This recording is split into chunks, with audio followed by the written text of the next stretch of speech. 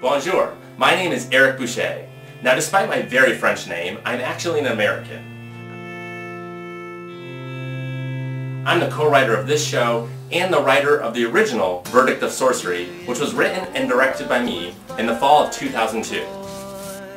Carla and I have been working together over the past year, mostly via emails going back and forth on this exciting new project.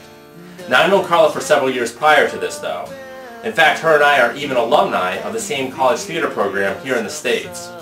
I first met her through a friend when I was teaching improvisation, and then she later came to join me at Six Flags in the shows department, where she also helped design lights for several of my shows, and where the original Verdict of Sorcery was first produced as a short midway production, and it has also been restaged there nearly every fall since. I present to you, my fellow righteous townspeople, the apparent acts this impure spirit has committed in direct violation of the St. Victor de Scallion.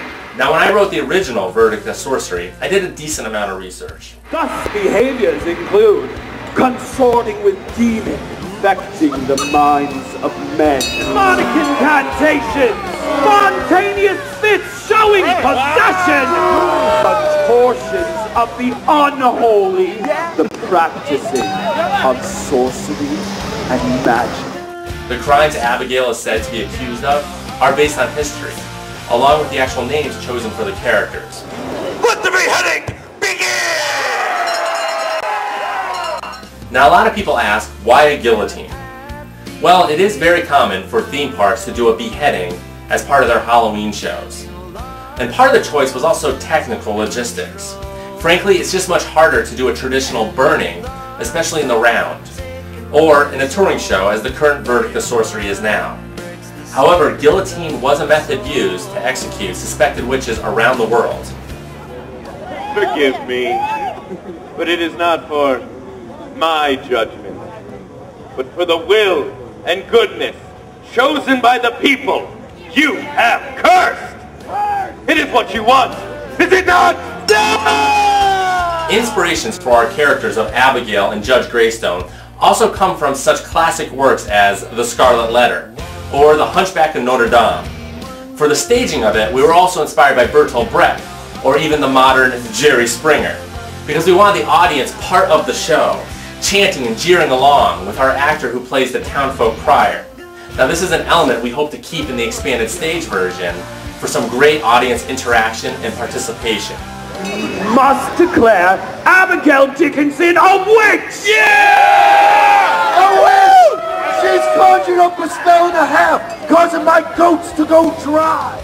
In the spirit of Dramatized, Carla had the great idea of modernizing Verdict of Sorcery, and together we came up with the idea of drawing a parallel between accused witches and bullying today. At least in the US, bullying online and in schools has become a really hot topic lately, and even simple name-calling has resulted in violence and sometimes suicide. We want to make the history of the witch trials relevant to today and help point out the dangers of ruining someone's reputation with false accusations. In our parallel stories, the hypocrisy is also revealed, and the ones who stand for justice and passing judgment on others are usually the corrupt ones and the ones with the problem. I think you know what you do is right.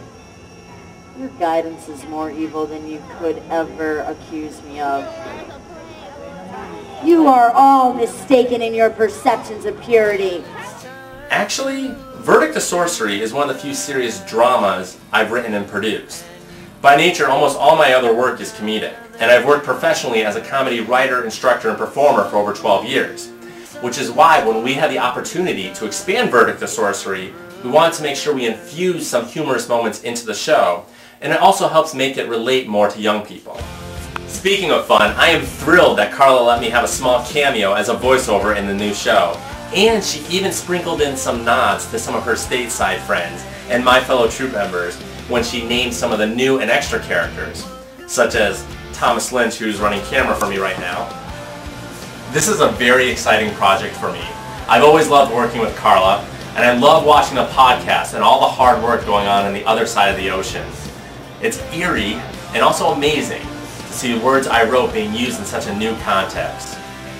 Thank you to Carla for being a great collaborator, and to the Dramatized team for all your hard work and commitment in making our words meaningful. Thank you very much everyone for watching. I'm sure you'll enjoy this show. That's all I got.